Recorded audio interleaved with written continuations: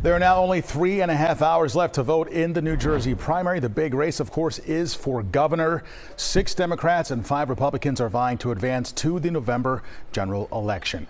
Now, do you remember this sight on election night last November in South Jersey? Many voters waited in long lines for several hours at several polling locations in Burlington County. That's right. From high turnout to technical issues, the county vowed to make big changes. And on this primary day, we're following up to see if those issues have been addressed and resolved and how the voting process is going. New Jersey reporter Ryan Hughes is live in Hainesport outside the municipal building to give us an update. Ryan.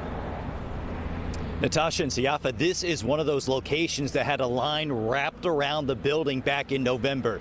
Today, a bit of a different story. We've seen voters going in and out all day long, but no line whatsoever. Now, keep in mind, this is a primary, not a presidential or general election, so turnout will be significantly lower. But from everyone we've spoken with today, we are told there have been no major issues. Voters walked inside the Hainesport Municipal Building to cast their ballot Tuesday, and for many, it was only a matter of minutes until they were back outside heading to their car in the parking lot. Oh, well, it was just a piece of cake, just walk right in. Oh, it was very quick, in and out.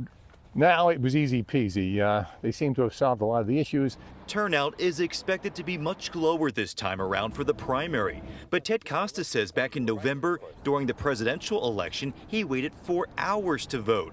Chopper 3 captured the crowds of voters stuck in line for hours in Burlington County, from here in Hainesport to Medford and Evesham. New Jersey's Attorney General also successfully sued to extend the deadline to vote an extra hour.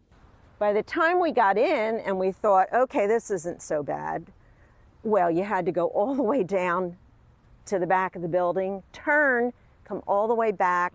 It was crazy. So, from not enough machines to technical issues, county leaders called the chaos unacceptable and vowed a top-to-bottom review to prevent a similar experience. According to a county spokesperson, several improvements have been implemented over the past 7 months. We're told 2 new early voting locations were opened. Additional polling locations have been added in some voting districts. New voting equipment was purchased, including ballot marking devices and tabulators. Additional poll worker training was offered, and more information technology workers have been deployed to polling locations to assist with any tech issues and reduce response times. James Cosby says the changes were obvious and very much needed. Oh, I think it should have been addressed a long time ago, yeah, but they seem to be doing a pretty good job here. And voters we spoke with today say this appeared to be a good trial run for those changes. They're also hoping not to have any issues come November for the general election. And just another reminder, the polls are open until 8 o'clock tonight. We are live in Hainesport. Ryan Hughes, CBS News Philadelphia. All right, Ryan, thank you so much for that update out there. Now, polls are open again, as you heard him say, in New Jersey until 8 o'clock tonight. If you have a mail-in ballot, then you must have it postmarked today for it to count.